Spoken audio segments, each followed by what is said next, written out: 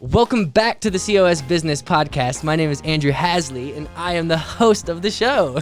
Today we have on Thomas Waterman with Purpose Pioneers. Can you tell us what you do in like a quick sentence or two?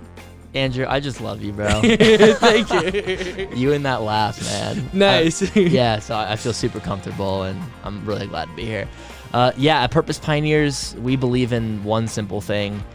We believe in a world where people fully align what they do to make money with what they do to experience meaning and fulfillment in their lives. Like, we believe business is a vehicle to do just that, to get profit so we can feed our families and fly on airlines and do whatever we want, and to get purpose in our lives, to have meaning and impact and fulfillment. It can be that vehicle.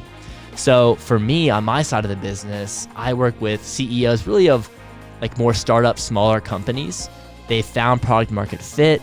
They're like ready to grow and expand, but they're really scared of hiring a team and really building this thing out because they're like, will people be like I am? Will they show up with customers like I do? Will they make decisions like I do? How will I hold them accountable? Well, how will I make sure they're getting better every single week? Mm-hmm. How will I make sure they're actually finding meaning in their work so they stay and they work with their blood, sweat, and tears? Yeah. So a lot of leaders, they have this incredible business, they have this incredible potential, but oftentimes they don't go beyond themselves or beyond a really small team. Mm-hmm. So I created a system called the Scale with Purpose system that essentially makes scaling purpose and profit inevitable, meaning scaling an amazing, efficient, continuously improving operation while also at the same time scaling a vibrant, aligned, consistent culture. And in terms of culture, it means a consistent brand with who we're serving on the external, and a consistent culture, meaning how are we treating each other on the internal, on the team itself. So that's literally all I do. I was for the last year, I was in a deep dive case study with one of our clients where I essentially became their COO to really try this system on and iterate it, experience what's real, what's not, what works, what doesn't. How do I make this thing freaking amazing? Yeah. And I've just stepped out of that, and now I'm opening myself up to probably working with a few other leaders, CEOs who are ready to scale with purpose. You stepped out of that and moved to Colorado, right? I did. Yeah. I did. Yeah, I've been in Florida my whole life, and yeah. the mountains have been calling me. For sure. Same here, man. When I moved out here, not Florida, but there's a lot of people actually out here from Florida too. So you're from everywhere. Yeah, man. from everywhere. Everyone's from flocking France, to Colorado. from wherever, you know. Yeah, well, I'm really excited to get into that in this episode because I think I'm literally at that step, and I'm scared to hire for some reason. I don't know why. I do. Exactly. Well, I can't wait to get into that in this episode, but first, I'm going to read the advertisements, and first, for some reason, my paranoia is making me want to double-check this camera. Do your thing. Yes. All right, we're good. And the sun opened up on me, though, so it got really bright. I'm going to put that auto exposure on. For some reason, that sun just started shining when you started talking, dude. It's a glow, man. Yeah, exactly. And it's not the ISO this time. I don't even know what the ISO is, but I feel like it's a camera term. It's a camera term, but also on Facebook, it means in search of. Oh, yeah. Wow, thank you. Yeah. So next time you see ISO. You know so much. Yeah, exactly. We're everywhere, man. So the first sponsor of today is my video production company, Vehement Visuals. I happen to be wearing the shirt right here. Yo. Yeah. I got to do the Superman pull. Or the supermodel pull. Oh, both and. Yeah, exactly. Both and. And we produce videos for companies. We really want to help grow their business and scale their business with the power of video by telling stories, by building that deeper connection, by automating certain processes in their business with video. And that's Vehement Visuals. That's Vehement Visuals. Vehement? Yeah, I pronounce it vehement, but I think it's supposed to be pronounced without like a silent H, like vehement. Vehement. Yeah. What does it mean? It means that you really feel it. I feel like you really feel it. Yeah, I do really feel it. And just like your company, it's an alliteration. Oh, alliteration's everything. Yes, man. Yeah. And Purpose Pioneers, we just did a project, Vehement Visuals. We did. And so yeah, that's Vehement Visuals. The second advertisement for today is advertising this advertising space. I can read a 15 to 30 second ad script promoting whatever you want me to promote at the beginning of every episode, or as many episodes as you so please it to be on. And yeah, so we actually have another sponsor in the works right now, Atmos Planning. And we haven't worked out the ad script yet, so I won't get into that, but I just want to throw that out there. And then I'm going to roll the intro music, and we'll get started. Intro music? Oh, yeah, we got intro music. Let's get it. Buttons. Hit the button. This is a show where we have real conversations with entrepreneurs and business owners who are mostly in Colorado Springs, doing things in the community of Colorado Springs. I love that. Thank you. So you own that. Yeah. And there's timing, and I've done music before, so I know how timing is everything. It is. Even though I was just talking, I wasn't rapping. I mean, I wasn't rhyme rapping, but I guess that's kind of like just riffing, like rapping, like flowing. Flowing. Yeah. And the key word in that intro is mostly in Colorado Springs, because there's a part where it's like, I speak with entrepreneurs and business owners who are mostly in Colorado Springs. I appreciate you being truthful. Yeah. Absolutely. Exactly. So Purpose Pioneers, you've already kind of explained what you guys are about, what your purpose is, and how did you come up with that? Well, I think it really started in 2015. I was in a corporate environment. I was an account manager for a tech recruiting firm. And I really found myself every single day. I was making money and I was fulfilling needs of people, but I was really empty. And I actually ended up beginning to abuse alcohol on the weekends, where I would work 5 days and I couldn't wait for the 5 o'clock to come, and I would drink on Friday, drink on Saturday. Then I was like, okay, how do I continue to avoid the fact that I am not aligned in my life? I started drinking on Sunday fun day, and then it was Thursday cowboy night, Wednesday karaoke. Okay. And I was like, what am I like this is not a road that is going to like help me reach my potential. Like, what happened to that 13-year-old Thomas who was going to be a first man on Mars, and nice. he was like a geek, and he just was always focused on what he wanted. So I feel like I realized I was like, I need to make a drastic change in my life, because this is not useful. I was attempting to sustain the unsustainable, and my relationship with alcohol had a lot to do with that. So one day I was like, you know what? Like, I'm just going to stop drinking and see what happens. Yeah. And I was in a fraternity, so it was very like social and common and normal with all my friends. And I just stopped one day, and after a week, I got so much clarity, and I was almost forced to face my truth. My truth was, I need to quit my job. I need to do what aligns with me. I need to become an entrepreneur. I don't know what that looks like. I don't know how to be a successful entrepreneur, but I must do it. And literally within that week, I quit my job, moved into a co-working space, and really never looked back. And then from there, I started this startup. I spent like way too much money, like 50 grand in this thing, and pretty much all I've had, and then some. Even took some investment from family and all that. For sure. And I realized, I was like, wow. You put it into Purpose Pioneers? No, it was called Backstory. It was a crowdfunding platform for nonprofits to tell their story. Okay. And this whole thing was like, okay, great. I started a business, but it was really all purpose.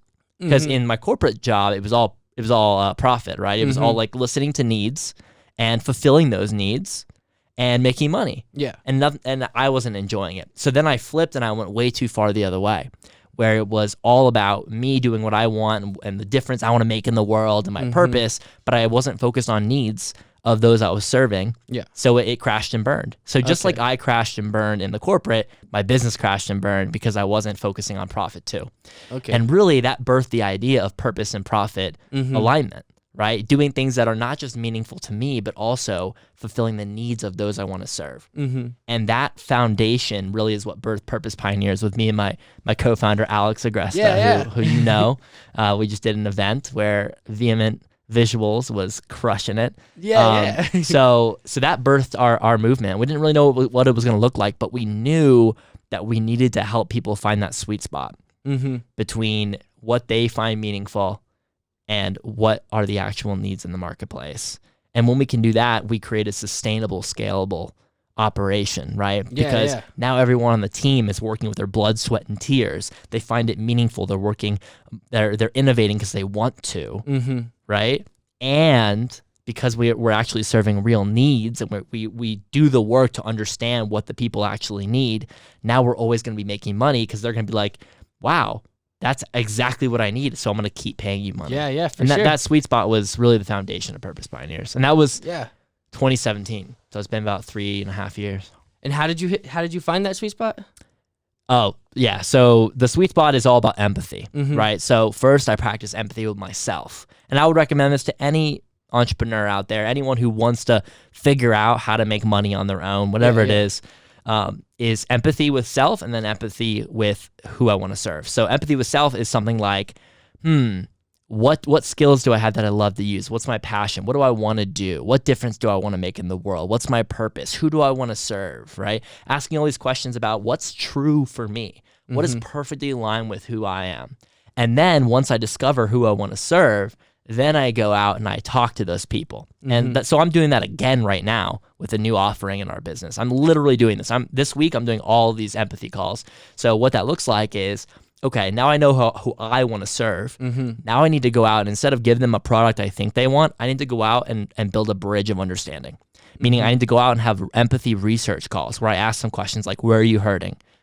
What sucks in your life right now? What's pain? Where are you experiencing pains? And then on the other side, what are your dreams? What do you want more than anything? What does your ideal reality look like? We create this A to B, and in between the A to B is where value is created. Yeah. And if I'm not understanding where someone is and where they want to be, how can I possibly market in an effective way? How could I create a product that people will actually find valuable? It's impossible. So I basically create this beautiful landscape of value. And then I create a message that shows people, hey, I understand where you are. I understand this is where you're going to be. I create a product that says, hey, this product is going to take you from here to here. And now people are saying, I find that valuable. I want that. And the cool thing is, it's all about the people I want to serve. I've chosen you. And I am choosing to use my gifts and my skills in the process. So to me, that's the only sustainable way to moving forward in the business. You're speaking my language because literally when I go and have a strategy call, that's what I call it. I'm doing the same thing. I'm not just trying to make a pretty video for someone. I'm going in there and trying to figure out what problems you're having or what your needs are and figuring out where you want to go and trying to use my video skills to bridge that gap. So bingo. It's well now I call it conversations lead to clients. Yeah. Right. So now we can walk around. And no matter what conversation we're in, if I'm asking those questions, I'm understanding what someone needs in their life, what is valuable to them, right? So I realized, I was like, why do I have so many deep friendships and so many great friendships in my life? I'm like, why is that? And I realized it's because when I have a friendship, I'm always asking about, hey, where are you? Where do you want to be? You dive deep. Yeah, we go in, right? So I'm like, where are you? Where do you want to be? Like what is the thing you care about most? What's holding you back from getting there? And then I'm always wanting to add value to that in my friendships. And it helps me dive deep. And people are like, I want Thomas to be around because he's always thinking about ways to help me get from here to here in the way that's most meaningful to me. So because I understand my friends, I'm able to add real value in their life and have amazing friendships. That translates to business. So what I always say is just always ask these questions. Anywhere I go, I'm asking these questions because I want to know how to add value to people's lives, whether it's for free or it's in my business. Sweet, man. Yeah. So scaling, how do you get into that? How do you say you're talking to me because you are, how would you help me scale and grow? Because I want to grow and I know I need to grow, and I'm actually, if I don't, my business is going to crash and burn. Okay. Yep. And so you're in the spot. Yeah. Gotcha. Yeah. This is a great spot. Because it's a tipping point in your business, right? It's a tipping point of like, well, I feel like I'm doing everything I can, but it still feels like I'm on the verge of crashing, right? Yeah. And guess what? Like, it's going to be okay. Yeah. I promise. It's that's the ahead. first thing I'm going to say. The first thing I'm going to say is it's going to be okay. There's a path forward. Yes. So the first major thing in like scaling, and why does it feel impossible to hire people who will do things like you, who will make decisions like you? Why does it feel impossible to do that? It's because you have not been codified yet. Like you are still up in... I haven't done it yet. You're up in her. Yeah. So Up in her. You're Is that Alex? yeah, phrase? yeah, from the video, from the promo video. Yeah, I love that. Yeah. So what we need to do first, Andrew, is we need to codify you. Mm-hmm. Meaning we need to get on paper. What's your vision? Meaning, what's that promised land that you're taking people to? Mm-hmm. What's your purpose? Meaning, what are you doing every day to take people in that direction? Mm-hmm. What are your values? Meaning, how does Andrew show up and treat people? How does Andrew make decisions in the world? Okay, so when we can codify those things, now we have a piece of paper we can hand anyone who works for us and say, this is how you make decisions. This is how you treat people. This is how you treat your fellow team members. This is how you treat customers. A culture sheet, essentially. Yeah, decision making and culture, how we treat each other. So when we codify that, that becomes the core of the entire freaking business. Now there's a little bonus, which I call, this is the guide, right? It's the vision, the purpose, the values. There's a bonus I'm going to throw in there. And it's called the main meaningful metric. What is that? It's the purpose quantified into a rate of success. So business needs to be measured, right? It's not just fluffy pie in the sky bullshit, right? No, it needs to be quantified. So what we do is we create the main meaningful metric. It's a rate of success that helps me know if I'm moving my business in the right direction or not. And here's the most beautiful part of the main meaningful metric. The most beautiful part is in the main meaningful metric, we ask ourselves, what rate of success will make sure that we're doing things that are valuable enough to those we serve, that they keep paying us money, and we're doing things that are meaningful enough to us that we stay motivated and we stay working with our blood, sweat, and tears. So baked into this one rate of success that drives every decision of the business, baked into that is sustainability. It's valuable enough to you that you're paying me money, meaningful enough to me that I keep showing up motivated, fulfilled, going home every day, feeling like a champion. Right? So we have this one rate of success, then we use that rate of success to make every decision. So now everyone on your team, you could have 2 people on your team, or you could have 1,000 people on your team. Okay. They now know this metric is what I did. Did it move the metric forward or not? Okay. So at the most basic level, now you have the ultimate accountability system. You have the ultimate decision-making system. You have the ultimate culture system. And we're only on step 1. Yeah. Yeah. So okay, yeah, sweet. I'll stop there. Yeah, for sure. Yeah, man, that's awesome. So I think what I struggle with is just that I haven't done it before, and I need to just do it. And, I guess fell a little bit and figure out what version 2 and 3 and 4 and 5 and 6 looks like. And that's actually something from you, is the version 1 leads to version 2. It does. It does. Practice is perfection. So. Exactly. And that's how I look at anything. Like that's how I like to approach things. Like there's so much things that have so much room for growth, and like everything actually. It's wild. Yeah, no, absolutely. I think I want to make one more point about how do we scale, and then I want to talk about version 1 is a version 2. Yeah. So now that we have that metric of success and we have these values, right? It's really important to do weekly alignment check-ins. Okay. So even think about it in a relationship. Imagine like you hit it off with someone, it's amazing, but there's never a check-in to see how we're feeling. Are we still in alignment with what we liked and what we aligned with in the very beginning, right? So shit can get off track if we never check in. So it's important to do a weekly, have some sort of steady flow, a weekly check-in, and ask the questions. Hey, is what we're doing, is what you did in alignment with the values this week? Tell me some stories about how you align with the values this week, because we need to systemize this stuff. Oh, okay. It can't just be this guide that's out here and stuck on the wall, right? Hey, tell me stories about how you align with each value. Hey, what you did it drive the meaningful metric forward, right? Are you making progress or not? And the beautiful thing is, now we can sit back and accountability just happens. They almost hold themselves accountable. I don't have to worry about micromanaging, making sure they're on top of their stuff. Because it almost doesn't even matter what they're doing. It's, are they driving the metric forward or not? Yeah, right. Exactly. So now there's self-accountability. And then here's the cooler part. It's not up to me to solve the problems as the leader, because I'm empowering them. Hey, it looks like you didn't move the metric forward. It looks like the metrics aren't moving toward. How do we get it to move moving forward? away? What do you think would be an amazing way to do that? Yeah. So I always start with like vulnerability, empathy, and then imagination. So vulnerability is, hey, what worked and what didn't? Tell me more. Why do you think this didn't work? It's encouraged. We need to be honest here. Yeah. Next piece, empathy. What are you uncertain about? about what's going on in your department of the business. What are you uncertain about why this isn't working? Now we go out and we have that uncertainty. We turn that into a question, and we go out and we ask our customers, hey, tell us about this. Yeah. You know what I'm saying? Do the same thing with the customers. The empathy. Yeah. Because why would we ever make guessing games out of business? For sure. What assumptions? Why would we ever want to be uncertain? The fact is, if we just go practice empathy with our customer, that's the gold mine. They'll tell us the answers we need to hear, For sure. and we'll have confidence and certainty in what to do next. So vulnerability, empathy, then the third piece is imagination. Hey, what do you think we could do differently here?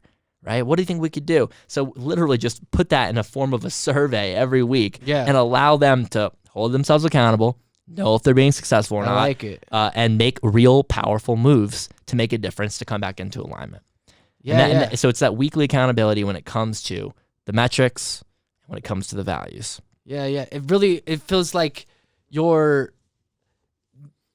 putting yourself in a position to believe in your employees and giving yourself a roadmap to know how to navigate that. Yes, yes, and they will know what success looks like. They're not always wondering and worrying. Everything is quantified. It's all on paper. They know what to do, and now I can always just look at this from a high level and see what's working, see what's not, see where I need to make changes. And then the last piece, what I do is weekly coaching.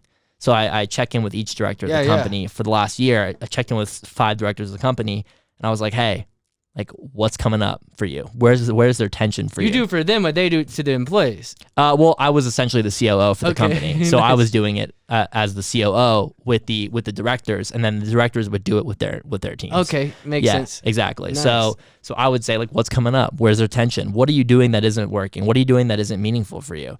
Do you feel like you can even hit your metrics? Do they feel attainable? Do you feel safe in this environment? So constantly checking in every week and allowing them to come into alignment. Whenever things get stale, things get weird. Yeah. Like, tension builds. So it's so important that we keep checking in, checking in, like, keep it good, keep it in alignment. It's like a car, get oil changes every single week. Right? Recharge the batteries every week. Absolutely. Recharge the batteries, get a wheel alignment, get an oil change. Yeah, exactly. Like, if we don't, what happens? The car's wheels fall off when you're in the middle of the mountains and you start going backwards, right? So that's really the key, is creating this core thing and then systemizing the shit out of it. Yeah. I hope you guys are taking notes, because this is some awesome stuff, man. Thank you for sharing. Yeah, man. I had an experience for the last year that I want to share with people. For sure. It really made a difference, and I was like, oh my God, I need to tell the freaking world. Are you allowed to talk about that? Oh, yeah. You want to talk about it?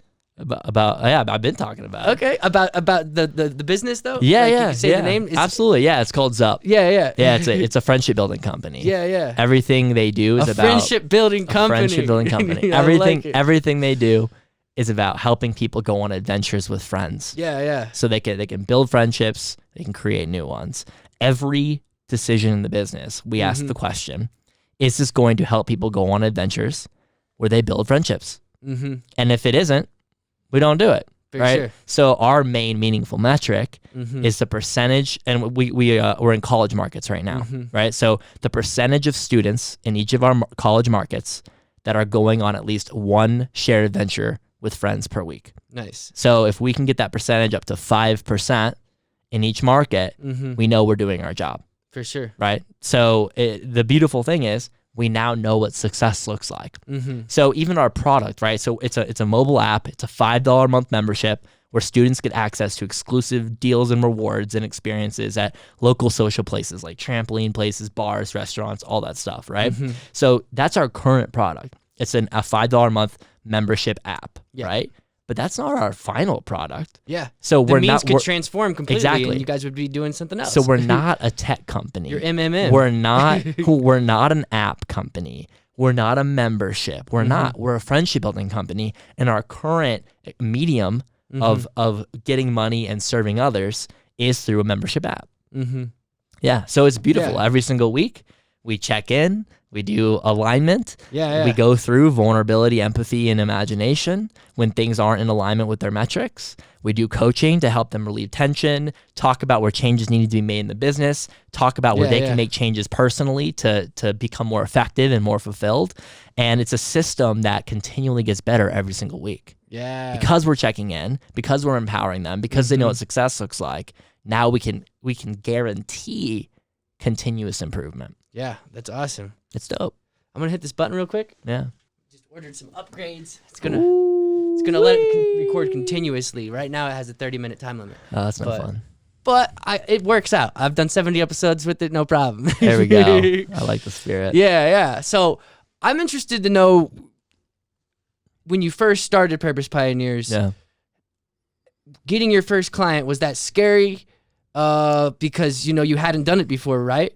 As your first client, I mean, you hadn't done exactly the plan for Purpose Pioneers yet, because that's how first clients are. It's kind of like that conundrum of, how do you get your first job if you've never had a job before? I totally hear you. I think what was cool is Alex and I had been in practice a little bit in the community we were in. Okay. So we were in a co-working space. We were both in a business accelerator. Okay. And we were helping and mentoring other companies within the accelerator. Oh, okay. And so you guys were we're just naturally doing it. Like, it was just naturally coming out, where someone would have a question, they'd come to me or Alex, and we'd go to the whiteboard and we'd do some cool stuff. So we were able to build confidence and certainty through service in the community we were in.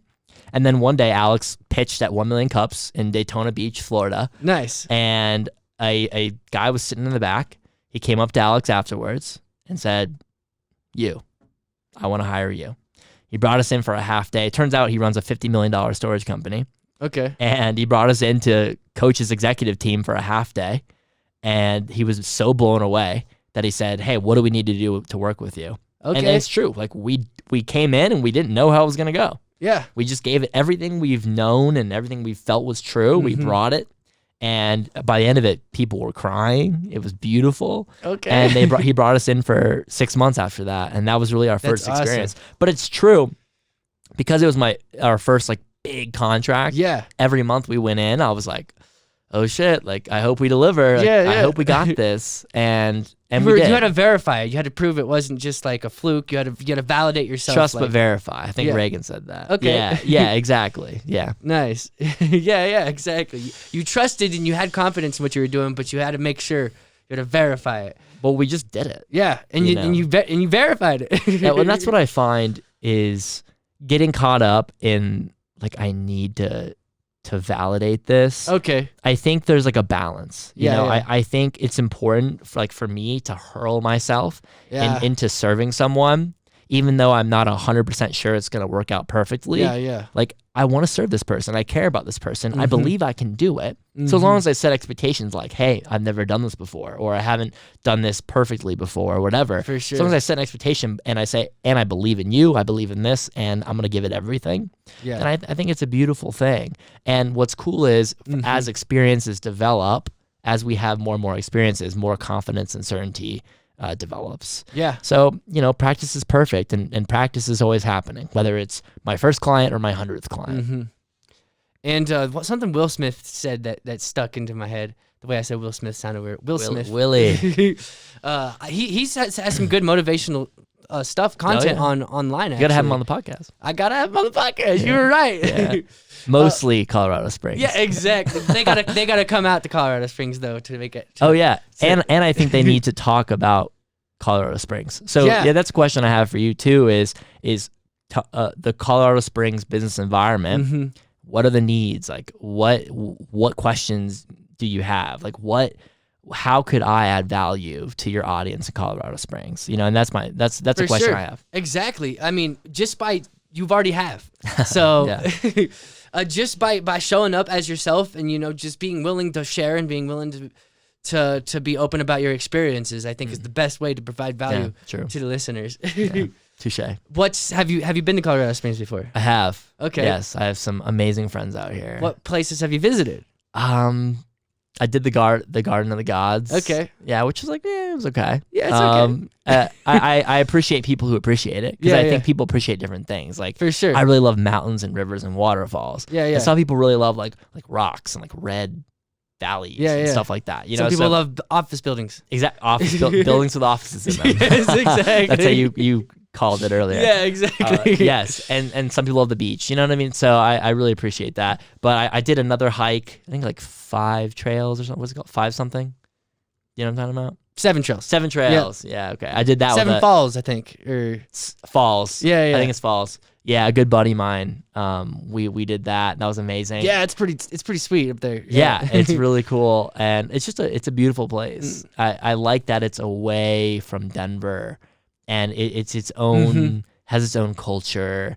I feel like there's a more personal responsibility fueling. You're more attached to the mountains too because you're closer to the mountains. That's true. Yeah. Denver, there's it's like off in the distance. Yeah, and there's a lot of traffic. It is. It's I think there's a balance. I've been thinking like, do I want to be in cities or do I want to be out in like the middle of nowhere in Wyoming? And I used to think in extremes like that. Yeah. And then I was like, oh wait, like so there's human creation and there's like natural creation. Yeah. Obviously we're a part of natural creation. I get that. Yeah. But I was like, but then that's semantics. That takes away from the actual. Yeah, exactly. Yeah, exactly. So I was like, I want to be in an 80-20 environment. Like I want to be in an environment where I feel like it's 80% nature and 20% human. Nice. Yeah, so that's the sweet spot for me. I'll take Woodland 50, Park, 50. I think, might be good. Yeah? See, I'm new to the area, man. Okay. Like, I'm going to Google the heck out of that now. Yeah, it's right up in the mountains, about an hour that way. Okay. And it's less populous than Colorado Springs, and it's the Mile High City, or no, not the Mile High City. That's Denver. it's the Mountain High City. Mountain City High. above the clouds is what they call it. Yeah, I like that. Yeah, I think that's why I like ski towns a lot. I was just in Winter Park and Granby, that area, and it was amazing because there was still a 7-Eleven and there was still a Target or whatever. I don't think it was a Target, but there was still some of that stuff, and I was wildly not in my comfort zone of a city. It was the balance. Yeah, it was. So what about any restaurants? Have you visited any restaurants here? Well, I mean, they're all shut down. So when you were here before. Oh, okay. In Colorado Springs? Yeah, in Colorado Springs. I don't really remember. I would say the odds are high that it was a Chipotle. Yeah. I actually tend to eat Chipotle like once a day. Okay. So yeah, Sweet. It's a thing. Most bang for your buck. Yeah. I love that kind of food. It's filled with nutritionists. Ish. Also a lot of sodium. I get that. I honor it. I understand. Yeah. But it's also it's 2 meals. Like I love it, and I think that I'm like really into efficiency and like really getting the most for. But something. Qdoba doesn't charge for guac though. Really? Well, Yeah. guess what? So since I don't eat meat, I get free guac.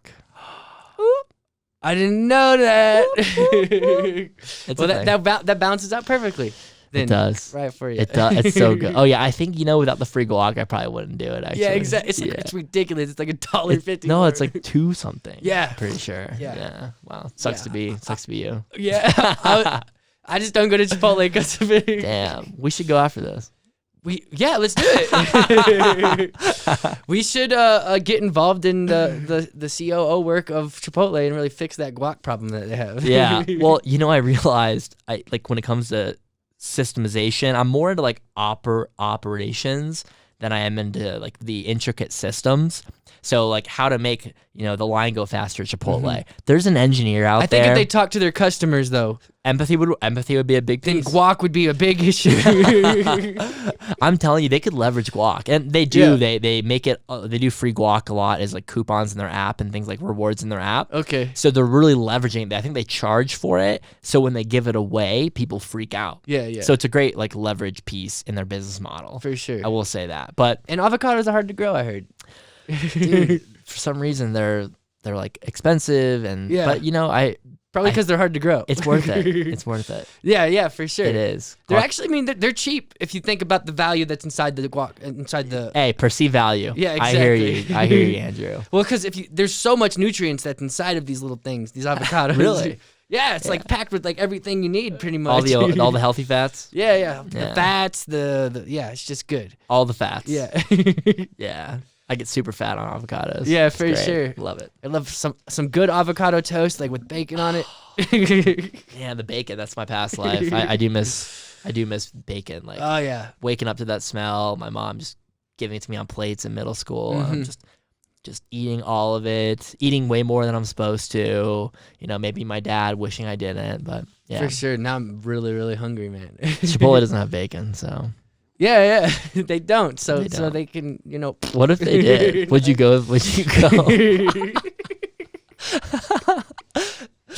No. I mean, I just the guac really gets me. I'm really bitter about the guac. I'm not gonna lie. I'm really well. Here's the thing: you're practicing vulnerability, and that's amazing. We're getting it out on the table. Yeah, so now exactly. you have less resentment, right? For just sure. by saying it out loud. Yeah. And now we have more of an ability to address the situation. So And- I would say the same thing is in business. Yeah. So something we practice, we train, we certify is vulnerability. Because what does vulnerability do? It helps me get to the truth faster. I'm no longer hiding a mistake I made. It helps me heal tension I'm having between me and a team member. Or maybe, Andrew, we were in a Zoom meeting and you said something and it pissed me off, right? Or it hurt me. And now I leave the meeting and all I'm thinking about is, man, Andrew, I can't believe you said that. Like, he doesn't like me. And you know what? I don't even think he's good at his job. Like, oh my God. And I want to clarify, I think you're very good at your job. Like, I was very impressed with our video. Me and Alex were like jumping around, dancing when we saw it. That's so good. Yeah, so putting that out there. But I leave the meeting and all my energy is going towards resenting you, right? So it's vital in a culture to practice, teach, certify, and systemize vulnerability. For sure. Right? So people feeling like they're safe to say, hey, Andrew, this thing happened yesterday in the meeting. I was feeling a little hurt about it. This is what happened. This is the story I'm telling myself. I was feeling a little hurt, and I really care about you a lot, and I don't want to be thinking about this for the next 3 weeks. I really want to heal this with you. Are you open to that conversation? And tell me your side of the story. I want to hear more about it. Right? I'd be like, oh, I didn't even realize I did that. See, or whatever. So that clears it up immediately. Yeah. Or I now get to hear your side of the story, and now I get to practice understanding. Then we get to have a social agreement about how we can move forward together. Right? So basically, most companies are crumbling because their culture is tense. No one feels safe to share how they're feeling. No one feels safe to have a one-on-one conversation like we just did. Yeah. So they're all literally resenting each other, wanting each other to lose. Meetings, creativity is just plummeting. Productivity is going down. People's energy is less focused on serving the client or innovating, and it's more focused on getting even with someone else. And it basically just messes up the whole thing. So vulnerability is a crucial piece to keeping a team vibrant, fresh, collaborative, creative, and productive. For sure. Yeah, vulnerability. Yeah. Secret sauce, man. It really is. Empathy and vulnerability are two of the most powerful business tools in the game. The EV. Yeah, E and V. E and V, man. Woo. So with your business, what has been some challenges in growing it? Have you because there's challenges no matter what. I mean, no matter how you slice it, you're gonna have to face some of them, and you have to overcome them. What challenges have you faced, and how have you overcame them? Yeah, I think the first thing for me is balancing consistency and alignment. So what I found is there's a period in my life, in my business career, where I was consistent, but what I was doing wasn't either aligned with me or it wasn't aligned with the needs of those I'm serving. So I'm doing something consistently, but it's not effective, right? It's just not doing anything. So it's important not just to be consistent, but to be in alignment as well. Meaning, I'm doing something consistently, but that thing I'm doing is actually bringing me joy, and I'm good at it, and it's something that actually is attracting someone I want to serve and getting them to pay me money, right? So I would say balancing consistency and alignment was, I didn't even understand that concept, and when I did, it changed everything. How do you find alignment? Empathy. Okay. So alignment is about saying, okay, what's true for me? What do I want to do? Who do I want to serve? And then empathy to that person I want to serve. Where are you hurting? What are your dreams? What's holding you back from getting there? Right? So if I keep asking these questions to myself and the other person, then I'm going to constantly be coming into alignment, and I'm going to know what to do. I'm going to know what to say. I'm going to know what to offer because I constantly am getting clear on this. So be consistent, but make sure I'm consistently doing things that are in alignment. You know what I'm saying? For sure. Yeah, that's the key. And I'm excited to listen back to this episode and really instill that in my mind, I people who hustle and bust ass and do podcasts 5 days a week, I want to make sure that every action is the most effective it can be so I can do things I want to do and I can serve people I want to serve, and they're actually interested and they find it valuable and they want to pay me money to do it. For sure. Right? So let's be consistent, let's make sure we're in alignment. And the cool thing is alignment actually, it's continually developing. It never stops. That's why it adds up. We had an empathy engine.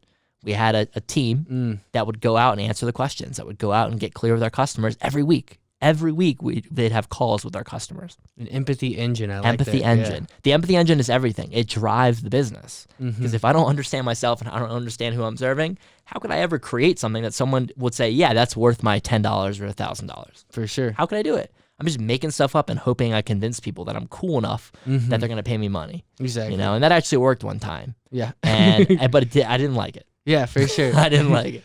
Yeah. I mean, you can know that too, but you still, like, there could be a similar equation to almost every problem not every problem across the board, a similar equation for almost every business across the board, but it's really tailoring that equation to those businesses and really tying in and building that deeper connection, I think. Always. I think so. Always building the relationship. Yeah. Business is a love story. Yeah. I said it, remember at the event. Business is a love story. It's about falling in love with who I'm serving. And if I really love someone, the way I build that love and that intimacy is by practicing understanding, by asking questions, listening, right? And when I can do that, I can finally love someone. The person I want to serve, I can finally love them well, right? And if I don't understand them, then I'm going to be saying things and doing things, and they're going to be like, what is all this stuff? For sure. Right? But if I understand them, I can speak in a way that touches their heart. I can offer them something that they just can't believe. They're like, this is exactly what I need. How'd you know? Right? That's business. That's all it is. It's just a relationship. It's a love story. For sure. At its best. Yeah. Right? And most companies, when like shit hits the fan, when that relationship goes stale, when I don't understand who I'm serving, and I'm offering things that they don't need. I have a business model that doesn't fit in their budget. I'm saying things that they don't resonate with. They're turned off. They don't want to exchange anymore.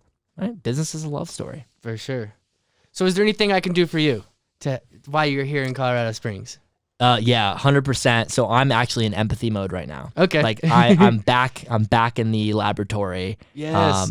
Working on something new. As I'm stepping out of Zup, I'm more of an advisor now, and I'm opening up. So I really want to talk to CEOs of companies, mainly like under 50 team members, but I really want to talk to that company who's like, Thomas, I have a small team, or it's just me, and we're like really crushing it, and I need to bring on a team, and I don't know how to do it. I'm afraid people aren't going to make decisions like I would. I'm afraid I'm not going to be able to hold them accountable. I'm afraid I won't be able to make sure we're always improving. I won't have a handle on it. I'm going to have to micromanage. I'm afraid of all of that. So I want to talk to people like that, and I literally just want to understand them. So just like I said, I'm doing these called empathy research interviews, 30 minutes, where I'm just going to ask them a bunch of questions about their operational reality and the pains and the dreams that they have and what's holding them back. And because I know that maybe their problem is, my employees keep quitting. Yeah, well, exactly. And I tried to do it, Thomas. I tried to hire people and they all just quit. I don't know how to get them to keep caring about it or feel empowered, right? So I want to talk to those people and understand them, because I know if I just base it off of one experience I've had over the last year, then I'm going to be projecting all over them. And what I want to do is I want to understand the market. I want to understand the people I want to serve. I want to understand these leaders who have taken on this risk to build a business, and they're ready to grow it, to hire more people, to impact more of their customers. Like, they're ready to do it. Their potential is waiting to unlock. Their purpose is ready to be unleashed, but they're afraid. And I want to just have quick conversations with them, because I want to know what to say in my marketing. I want to know what to offer that actually provides real value. I want to be able to speak in a way that actually connects with them and invites them to cross the bridge. For sure. And say yes. So that's what I would love. Yeah. Yeah. Well, sweet, man. Well, let's make it happen, man. Cool. Yeah. If there's any way I can help with that, or anytime that comes across in my mind and I'm hearing a client, speaking that distress, I know exactly who to call. Boom. Yeah. I want to get to 20 in the next probably 2 weeks. 20 clients? 20 interviews. Or 20 interviews. Yeah. Okay, sweet. Yeah, that's a good goal. Imagine understanding 20 people. Yeah. And having deep, intimate conversations with them. I will feel unstoppable. For sure. Because I'll know exactly what the people I want to serve need. I'll know where they're hurting, so I'll know what to give them. Yeah, And that's the thing, the confidence and certainty that breeds from that is the secret sauce. It is the gold. Mm-hmm. For sure, man. Well, I'm excited for this episode to be released, man. I'm really digging it, and I'm glad you're the first interview of the week. So, because it's gonna kick it off right. I mean, the episode will be released tomorrow, and if you're listening to this tomorrow, then it's already released today. I'm not gonna go down that rabbit hole. Whoa. Yeah. Exactly. We like to keep it meta here on the Cause Business podcast. Cosmos. The Cosmos, yes. Whoa. All right, and this guy's sober, guys. I am. 5 years, baby. Nice.